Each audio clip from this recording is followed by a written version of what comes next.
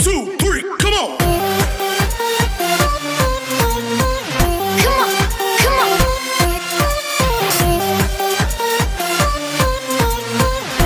जय हिंद दोस्तों, कैसे हैं आप।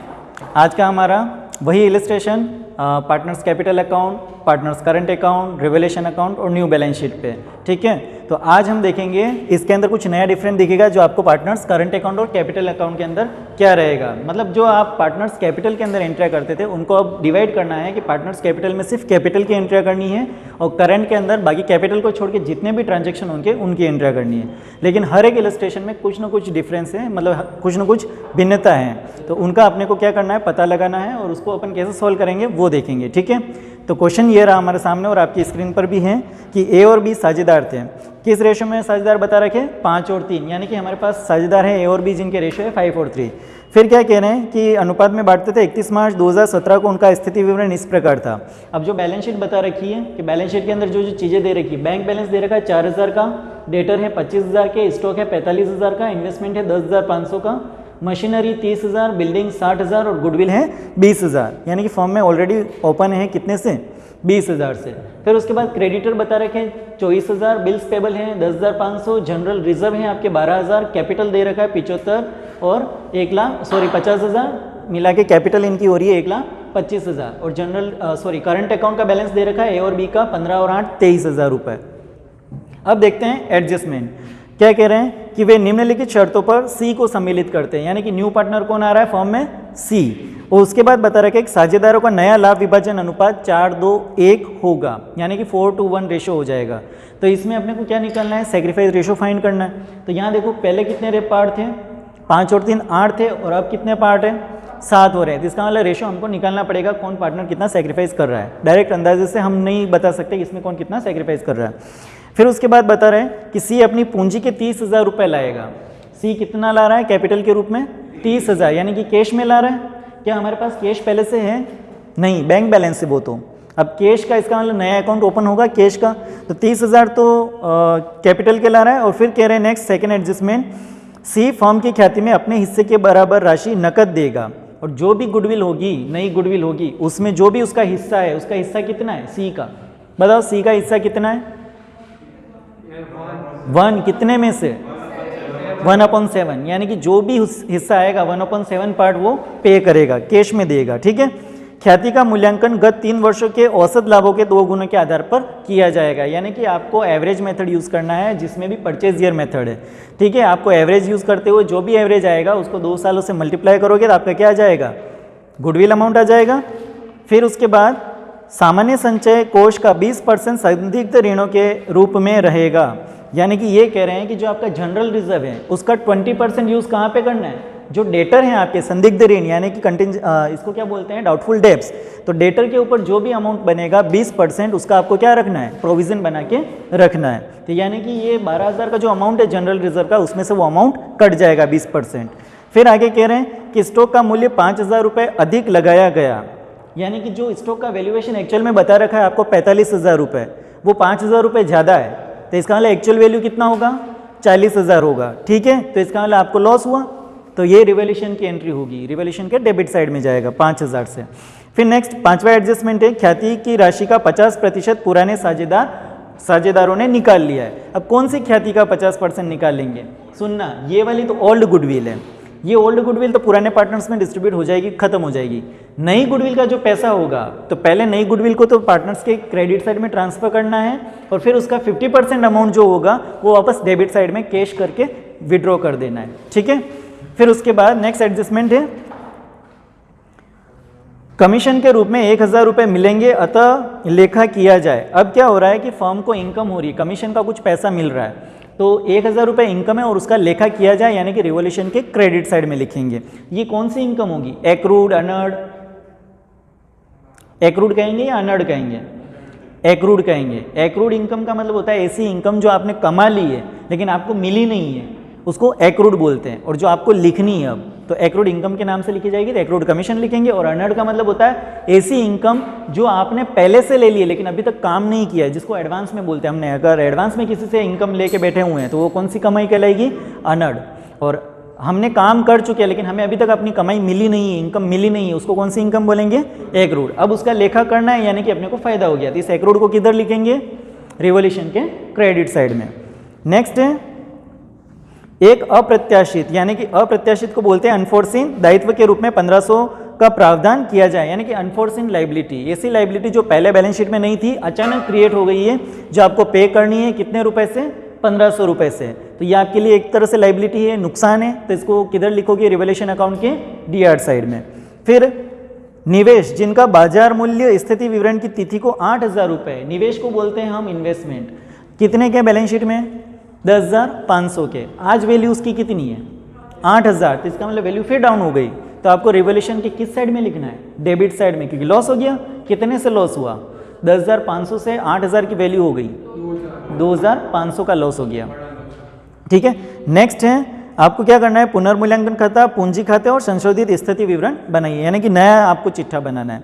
तो यहाँ पर देखिए कि हमारे सामने सबसे पहले ये बैलेंस शीट है, और इस बैलेंस शीट की कौन सी चीज़ें जिनको बिना एडजस्टमेंट किए सीधा के सीधा आप लिख सकते हैं, ट्रांसफर कर सकते हैं। तो सबसे पहले अपन लायबिलिटी शुरू करते हैं। एक बार जो चीज़ें नहीं बोल रखी है जिनके बारे में, तो सबसे पहले देखते हैं कैपिटल। भाई पुराने पार्टनर्स की जो कैपिटल है सबसे पहले उसको ट्रांसफर करते हैं उनके कैपिटल अकाउंट के अंदर, और हमारा कैपिटल अकाउंट ये रहा पार्टनर्स का। ठीक है, तो क्या लिखेंगे जब ट्रांसफर करके? लिखेंगे by balance BD, opening balance. A का कितना अमाउंट है? ए का है 75,000 और बी का 50,000। बी का हो गया 50,000, तो टोटल हो गया 1,25,000। क्या सी का कैपिटल होगा? सी का इसमें कैपिटल दे रखा है? नहीं दे रखा है। फिर उसके बाद देखो करंट अकाउंट का भी बैलेंस है दोनों का, ए का और बी का, तो किधर लिखेंगे? करंट अकाउंट में लिखेंगे। किस नाम से लिखेंगे?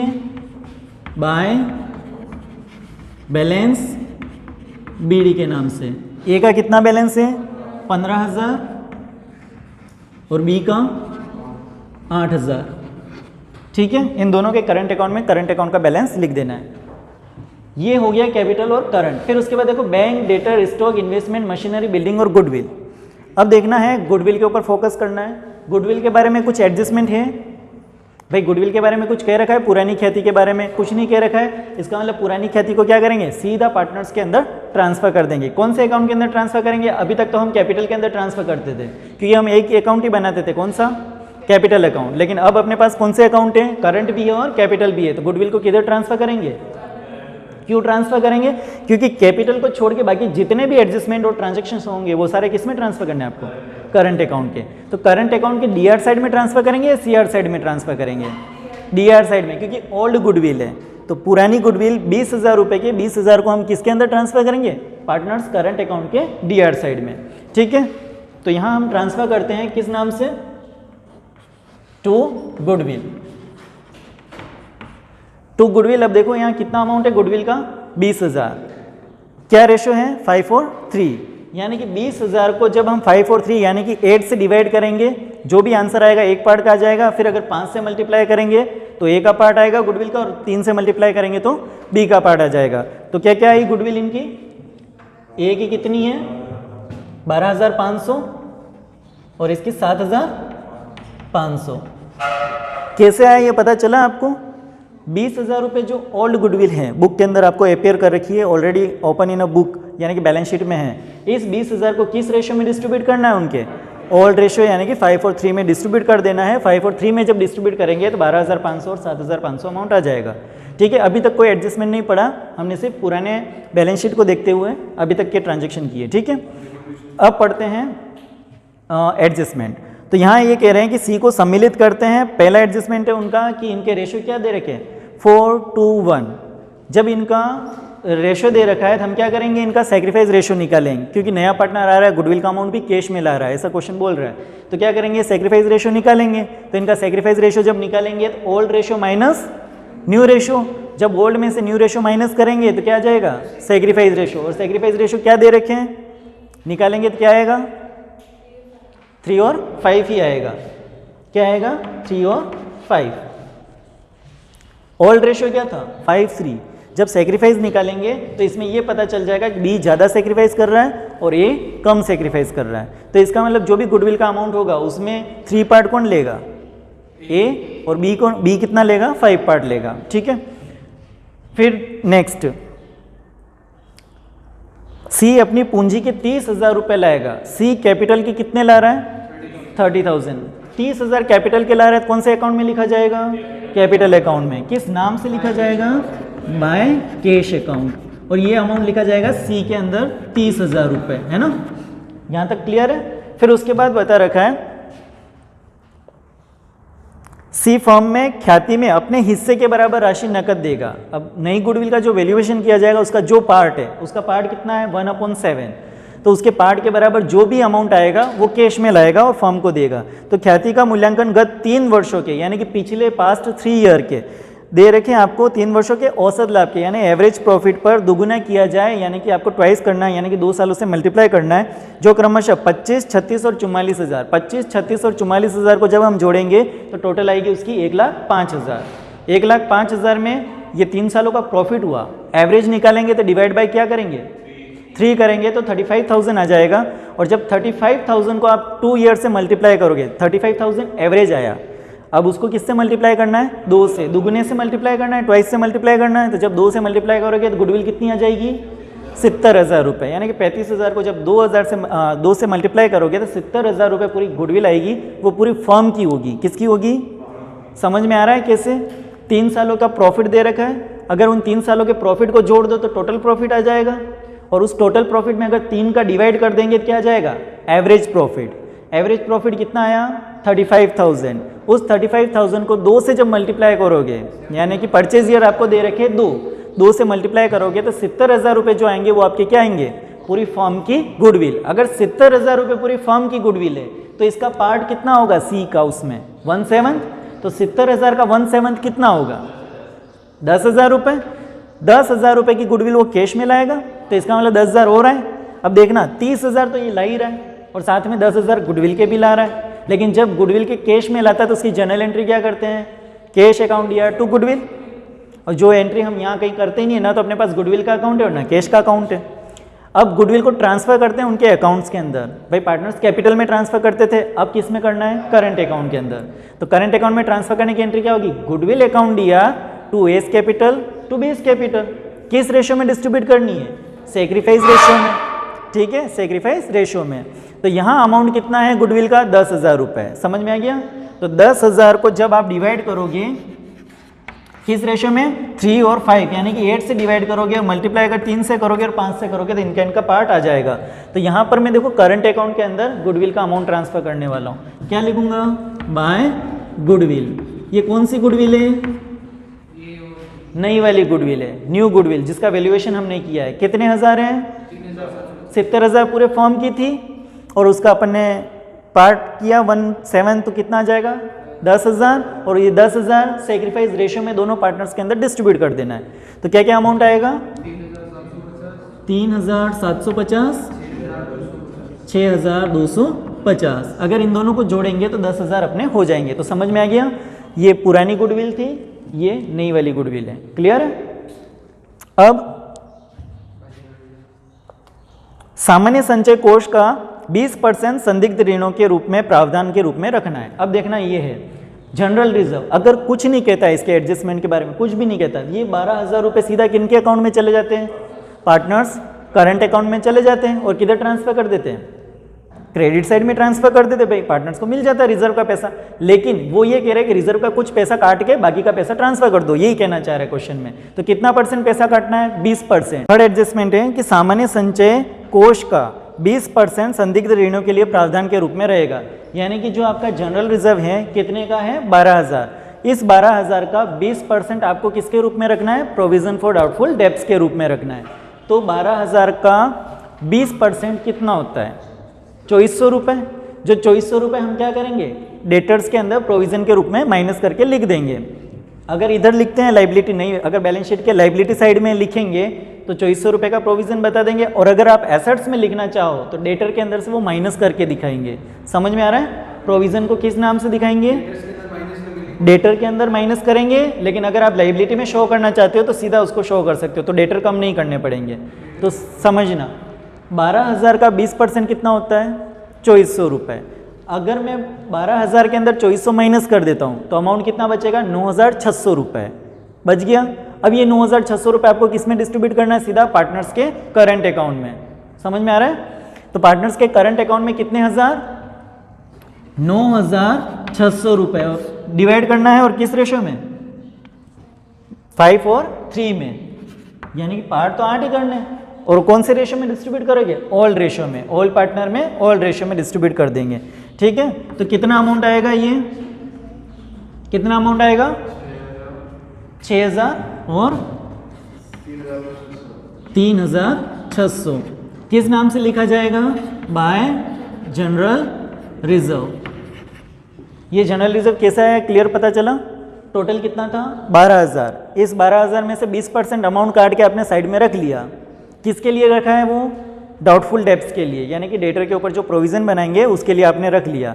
बाकी का अमाउंट कितना बचा? 12,000 में से 2400 माइनस कर लेते हैं तो 9,600 रुपये। इस 9,600 को आपको क्या करना है? ओल्ड रेशो में, ओल्ड पार्टनर्स के अंदर डिस्ट्रीब्यूट कर देंगे। तो कितना अमाउंट आएगा? 6,000 और 3,600 रुपये। क्लियर? फिर उसके बाद नेक्स्ट एडजस्टमेंट है अपना, स्टॉक का मूल्य 5,000 रुपये अधिक लगाया गया है, यानी कि ओवर वैल्यूड किया गया है आपका स्टॉक।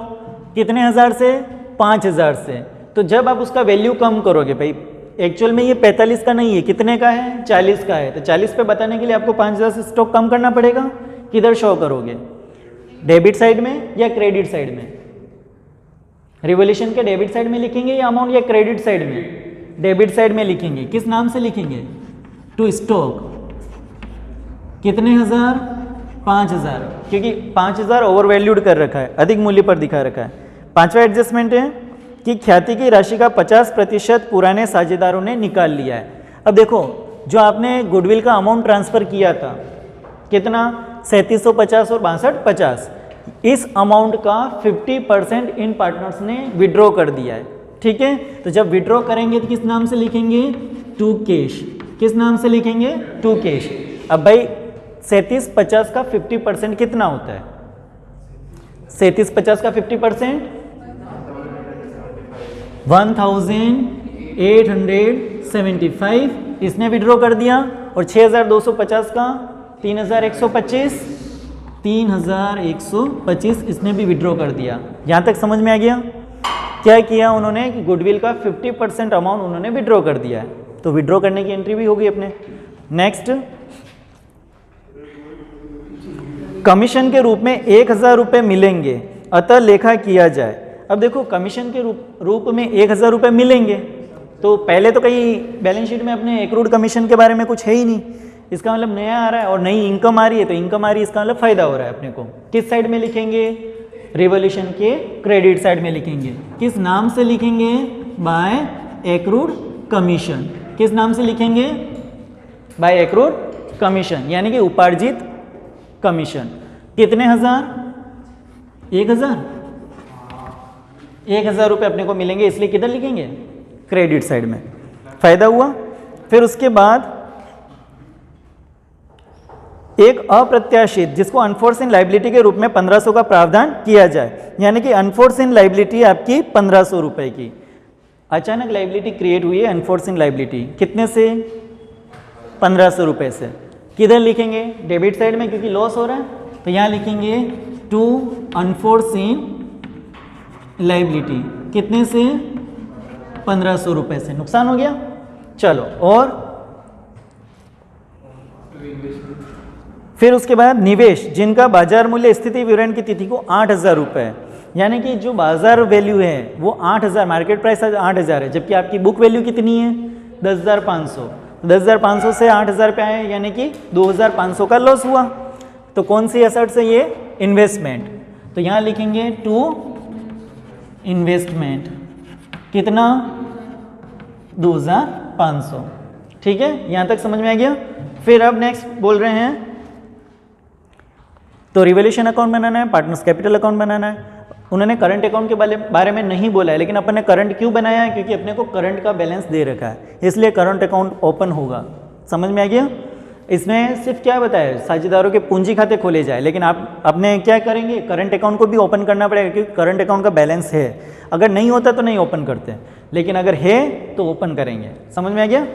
अब क्या करना है कि रिवोल्यूशन को सबसे पहले क्लोज करेंगे। तो चलो रिवोल्यूशन को क्लोज करो तो डेबिट साइड की टोटल ज़्यादा है, यानी कि लॉसेस ज़्यादा है। कितने हैं? 5, 6, 7, 8 और 9,000। तो डेबिट साइड की टोटल कितनी हो रही है? 9,000। तो क्रेडिट की भी होनी चाहिए 9,000, लेकिन क्रेडिट की टोटल कितनी है? सिर्फ 1,000। तो इसका मतलब डिफरेंस कितना आया? 8,000 का, जो किस में डिस्ट्रीब्यूट किया जाएगा? Bye partners current account. किसके अंदर? Bye partners current account. और कौन कौन से पार्टनर्स होंगे? ए और बी। किस रेशियो में डिस्ट्रीब्यूट करने हैं? 5 और 3 में। समझ में आ गया? किस रेशियो में डिस्ट्रीब्यूट करने हैं? 5 और 3 में, मतलब 5,000 और 3,000। ठीक है, ये हो गया। कौन सा अकाउंट क्लोज हो गया? रिवोल्यूशन। अब इस रिवोल्यूशन का जो लॉस हुआ है उसको किधर ट्रांसफर करना है? कैपिटल में या करंट में? करंट में। ये लॉस कहाँ जाएगा? करंट अकाउंट के डीआर साइड में लॉस है। तो चलो यहाँ लिखेंगे टू रिवोल्यूशन अकाउंट। कितना अमाउंट? 5,000 और 3,000। तो यहाँ लिखेंगे 5,000 और 3,000। यहाँ तक क्लियर है? ये हमारा रिवोल्यूशन अकाउंट बंद। उसके बाद आ जाओ पार्टनर्स कैपिटल पर। क्या पार्टनर्स कैपिटल में कोई एडिशनल कैपिटल या कैपिटल विड्रॉ के बारे में कुछ कहा है क्या? नहीं कहा है। तो पार्टनर्स कैपिटल को भी अब क्लोज कर देते हैं। चलो पार्टनर्स कैपिटल को क्लोज करेंगे। सी की टोटल 30,000, बी की 50,000, ए की 75,000। तो सेम वही 75,000, 50,000 और 30,000। तो यहाँ लिखा जाएगा to balance C D. To balance C D 75,000, 50,000 और 30,000। हमारा पार्टनर्स कैपिटल अकाउंट भी क्लोज हो गया। ठीक है, अब क्या करना है? पार्टनर्स करंट अकाउंट को क्लोज करना है। तो करंट अकाउंट को क्लोज करने से पहले देख लो, जो चीज़ें ट्रांसफर करने के बारे में बोला था सारी हो गई भाई। बैलेंस शीट कोई एडजस्टमेंट रहा तो नहीं। अब करेंगे पार्टनर्स करंट अकाउंट को क्लोज करेंगे। इसमें देखो टोटल क्रेडिट की टोटल ज़्यादा दिख रही है, तो क्रेडिट से शुरुआत करते हैं। ए की टोटल कितनी है? 24,750। बी की एक जना बोलो 17,850।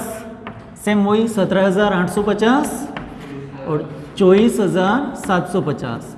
जब ये बैलेंस माइनस करेंगे तो क्या कहेंगे? To balance C D carry down, है ना? 5,375, 4,225। ठीक है, 17,000 में से ये अमाउंट सारे माइनस कर देंगे, अपने पास ये अमाउंट बच जाएगा। अब क्या करना है आपको? न्यू बैलेंस शीट लेनी है। ठीक है, अब न्यू बैलेंस शीट कैसे देखेंगे? सबसे पहले देखो बैंक कितना है? 4,000। क्या इस क्वेश्चन में कहीं बैंक के बारे में कुछ कहा है कि बैंक से पैसा विड्रॉ किया है, बैंक में डिपॉजिट करा है? तो इसका मतलब बैंक का अमाउंट फिक्स रहेगा। यहाँ लिखेंगे बैंक कितना? 4,000 रुपये। समझ में आ गया? फिर उसके बाद देखो दूसरा क्या दिख रहा है? डेटर। लेकिन बैंक से पहले एक करंट एसेट्स और आती है, कैश। कौन सी आती है? कैश। तो यहाँ इस कैश के बारे में पुरानी बैलेंस शीट में तो कुछ नहीं कहा है, लेकिन अपने को पता है एक नया पार्टनर आया था, कैश में कैपिटल कितनी लाया? 30,000 की। देखो 30,000 तो कैपिटल के लाया और साथ में गुडविल 70,000 का 1/7 भाग यानी कि 10,000 तो गुडविल का लाया। तो टोटल कितना पैसा लाया? 40,000 कैश में आया। अब 40,000 में से क्या हुआ कि जो पुराने पार्टनर्स थे उन्होंने गुडविल का 50% अमाउंट विड्रॉ भी कर दिया। तो गुडविल का कितना अमाउंट उनको मिला था? 10,000 रुपये दोनों को। और 50% अमाउंट विड्रॉ कर दिया, मतलब 5,000 निकाल दिए। समझ में आ रहा है? ये देखो कैश में विड्रॉ किया 1875 और 3,125 यानी 5,000 रुपये उन्होंने विड्रॉ कर दिए। तो इसका मतलब 10,000 में से 5,000 चले गए। गुडविल के अभी भी पैसे कितने पड़े हुए हैं? 5,000 पड़े हुए हैं।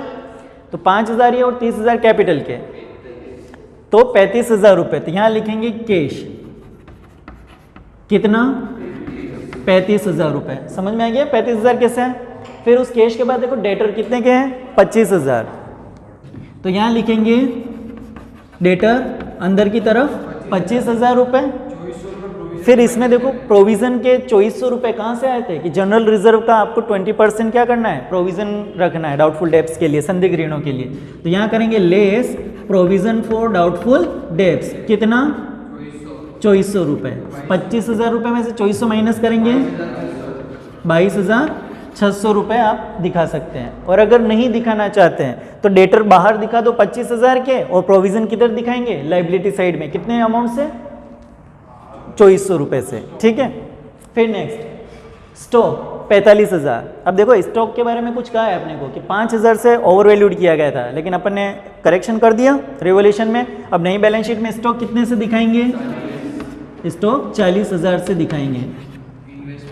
देखो अब नेक्स्ट आ रहा है इन्वेस्टमेंट 10,500 और उसका वैल्यू अब कितना किया गया है? 8,000 रुपये मार्केट वैल्यू, क्योंकि हमने 2500 का एडजस्टमेंट कर चुके हैं। तो नया इन्वेस्टमेंट अब कितना आएगा? तो बुक वैल्यू भी अब कितनी हो गई? 8,000 और मार्केट वैल्यू भी कितनी हो गई? 8,000।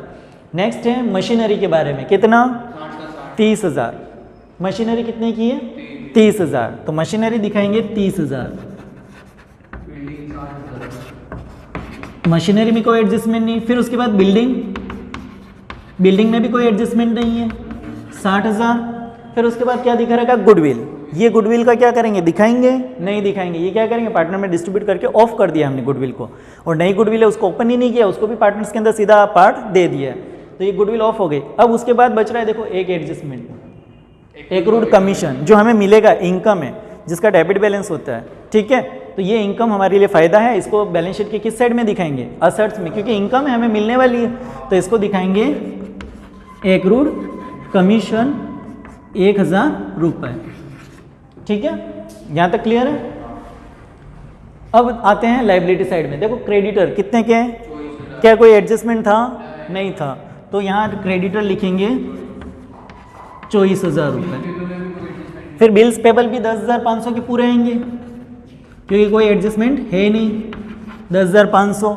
फिर उसके बाद जनरल रिजर्व 12,000 का था, जिसमें से 2400 रुपये तो हमने प्रोविजन के काट लिए और बाकी 9,600 रुपये पार्टनर्स में डिस्ट्रीब्यूट कर लिए। क्या जनरल रिजर्व का कोई अमाउंट बचा?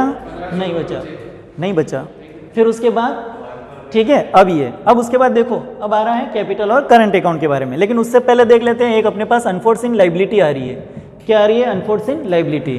तो उसको लिखेंगे अनफोर्सिन लाइबिलिटी, कितना अमाउंट? 1,500 रुपये जो हम देनी है, क्योंकि ऐसी दायित्व जो पहले बुक्स में नहीं थी और अचानक वो क्रिएट हो जाती है रिवोल्यूशन के टाइम पर, तो उसको हम अनफोर्सिन लाइबिलिटी शो करते हैं। तो अनफोर्सिन लाइबिलिटी कितने की हो जाएगी? 1,500 रुपये, जिसको किधर दिखाएंगे? बैलेंस शीट के लाइबिलिटी साइड में। अब आता है पार्टनर्स कैपिटल अकाउंट और फिर उसके बाद बनाएंगे पार्टनर्स करंट अकाउंट। तो पार्टनर्स कैपिटल अकाउंट ए, बी और सी। कैपिटल कितनी है? देखो कैपिटल 75, 50 और 30। 75,000, 50,000 और 30,000, कितना हो जाएगा टोटल? 1,55,000। और फिर लिखेंगे पार्टनर्स करंट अकाउंट। अब करंट अकाउंट दो के ही है, ए और बी के। ए की टोटल कितनी है? 5,375 और बी की है 4,225। कितना हो जाएगा? 9,600 रुपये। इस तरह से हमारी बैलेंस शीट की टोटल कितनी हो जाएगी? 2,06,000।